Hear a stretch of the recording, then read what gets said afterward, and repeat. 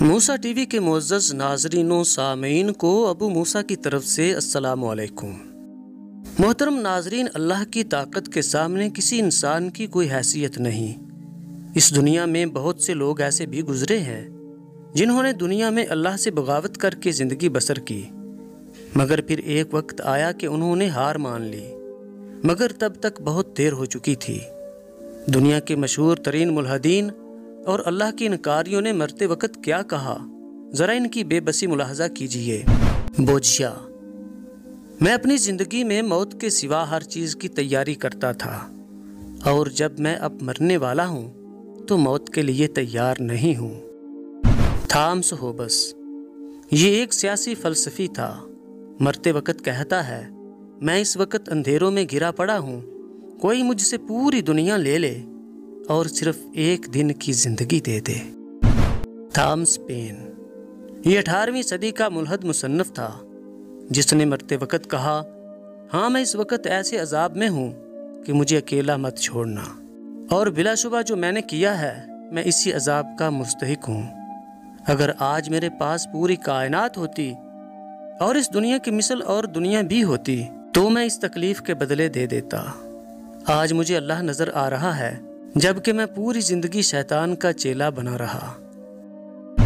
Thomas Scott: یہ ایک انگریزی مشیر تھا جو 1594 میں فوت ہوا اور مرتے وقت کہہ رہا تھا، لمحوں پہلے تک میں کسی معبود یا آگ کے وجود پر یقین نہیں رکھتا تھا، لیکن اب مجھے محسوس ہو رہا ہے کہ وہ اصلی ہیں اور اللہ کا وجود بھی ہے، اور اب جب میں عذاب کے راستے پر ہوں اور یہ اللہ کی عدالت ہے۔ والٹیئر: یہ ایک فرانسیسی فلسفی ملحد تھا، اس نے اپنے ڈاکٹر فوکن کو مرتے وقت کہا تھا کہ اگر تم مجھے 6 ماہ کی زندگی اور صحت اور دے سکو تو میں تمہیں اپنے پاس موجود آدھی دولت سے نواز دوں گا۔ میں مر رہا ہوں اور جہنم میں جا رہا ہوں۔ ڈیوڈ ہیوم: یہ ایک اسکاٹ مورخ ملحد تھا، اس نے 1776 میں مرتے وقت چیختے ہوئے کہا تھا، آگ نے مجھے اپنے شعلوں سے جلا دیا۔ وہ اپنی موت کے وقت بہت مایوس تھا۔ نپولین بوناپارٹ: فرانسیسی شہنشاہ جس نے اپنی بادشاہت کی بھوک کو پورا کرنے کے لیے لاکھوں افراد کو قتل کر دیا، یہ دنیا کی حکمرانی کو پسند کرتا تھا۔ مرتے وقت کہنے لگا، دیکھو میں اپنے وقت سے پہلے مر کر زمین کی اصل کی طرف لوٹ رہا ہوں، حالانکہ میں سب سے بڑا فرانسیسی شہنشاہ ہوں۔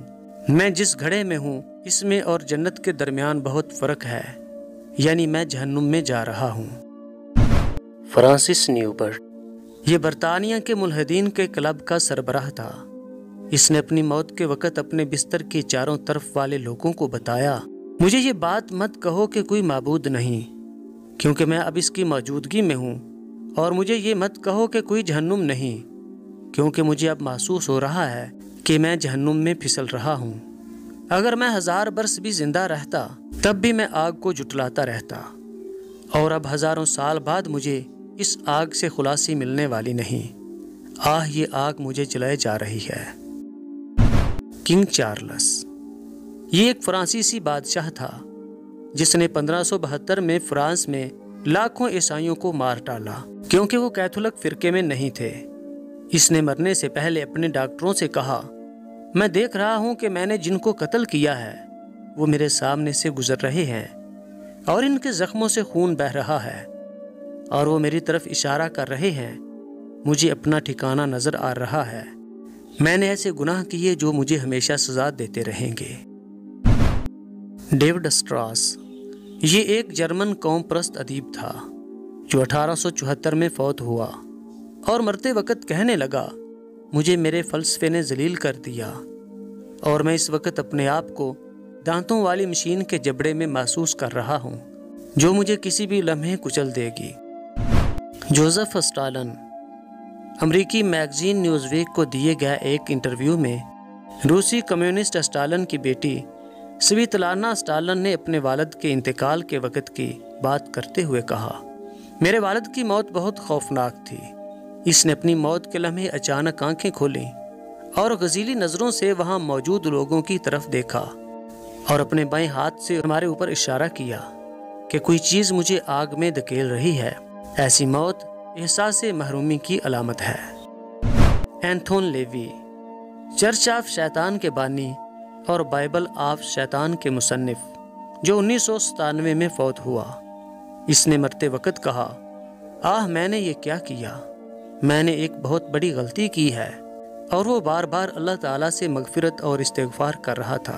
دوستو، یہ چند مشہور ملحد تھے جو اللہ تعالیٰ کے وجود کو نہیں مانتے تھے، اور مرتے وقت سب نے اپنی بے بسی کا اظہار کیا۔ قرآن کریم میں ارشاد باری تعالیٰ ہے، بے شک تو اس دن سے غفلت میں رہا، آج ہم نے تجھ سے تیرا پردہ دور کر دیا، تو تیری نگاہ آج بڑی تیز ہو گئی۔